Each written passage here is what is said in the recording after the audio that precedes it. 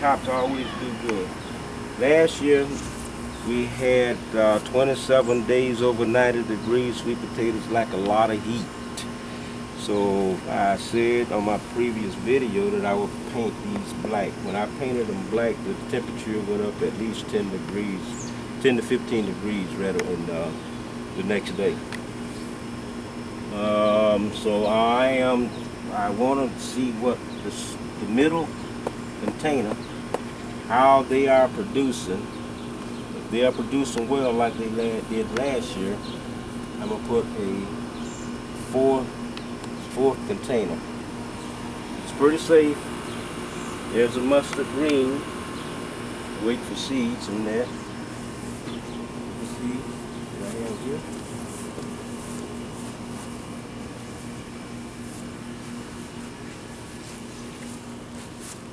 This is my pole beans this year. I planted them a little late. It's a variety of pole beans. This is not a mistake, but I don't get the reason why this is on the east side is because my board wasn't straight enough to make it stand as straight as I would like. And then I have the flathead cabbage. They would grow 6 or 7 pounds. The package said they would grow up to 10 to 12 pounds. So, and they are the cabbage and the pole beans are companions. The cabbage will feed the pole beans nitrogen. So, oh no, the pole beans will feed the cabbage nitrogen. And the cabbage could withstand shade, but it prefer afternoon shade. My carrots, they're growing. I'll say within, now these carrots, you're not supposed to fertilize them or use fresh compost. We'll call them to grow hair, what we call them, these little roots. So that's some very fertile soil. This is the first time bed. And they was growing a little slow, and I added just a little fertilizer, and I think I should not have. So you see they're growing. There will be, now I don't see any forking. You see a carrot in about 2 weeks. Those will be nice big carrots.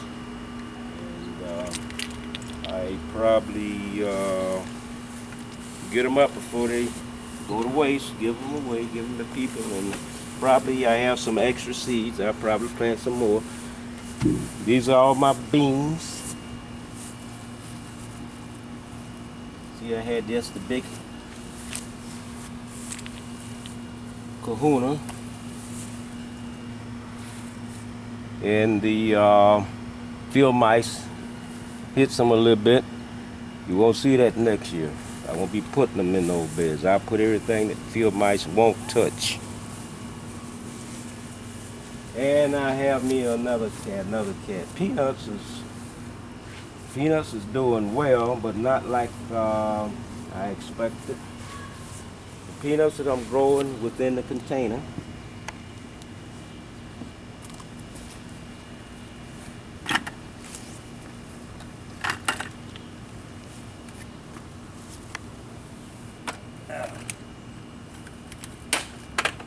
That's one peanut. See the blooms?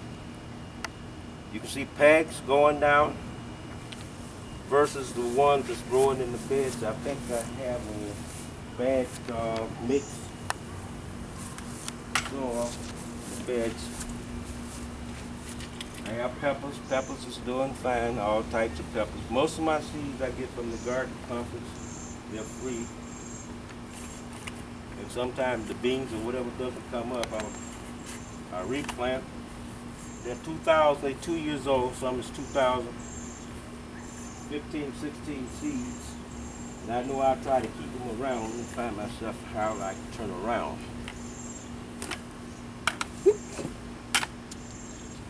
So I just threw them all away and started new next year. It's better to buy fresh seeds, but if you get them free, you just keep replanting them. Also, in the top of these potato stacks. I grow some peanuts. Kind of put a ring around them. You can see the flower. You can see the pegs going down. This is something I'll be trying again next year.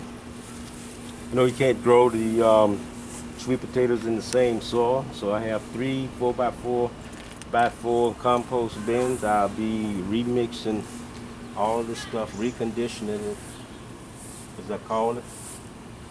And this is what I'll be doing. Right here, you can see the soil. You can see these peanuts versus the peanuts in the other 2 beds, and you can see how healthy and how big they are. Here I have some greens from Africa, but I can't think of the name of them right now. They're doing good. It's the first time I ever seen a kale to die from top rot. Over here you have the same thing. Over here you have the same thing. You have cabbage, my purple cabbage is heading. And this is how I was training my grandbaby. She's 30 months, just turned 30 months old, and she was eating seed, kernel, berries, and you know, purple PU cabbage. And then she'll look and she'll see these cabbages. She call them purple cabbage. That's something I learned from a conference of how to train children. And these are the beans in the 5-gallon pails. They're doing very well. One thing you can see is the 4-gallon pails doesn't have a water reservoir. They don't do as well as the one that has a water reservoir. You see the color of the plants, the blooms and everything. It'll be easy to compost, because I just dump them in the compost pile and mix them with other stuff. So this is about it with this garden here. I will, my next video, get a good shot all the way around, round shot.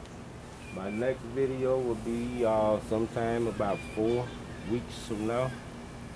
And I will show you some of the stuff from harvesting. I will show you some of the, hopefully I won't be harvesting all the carrots, the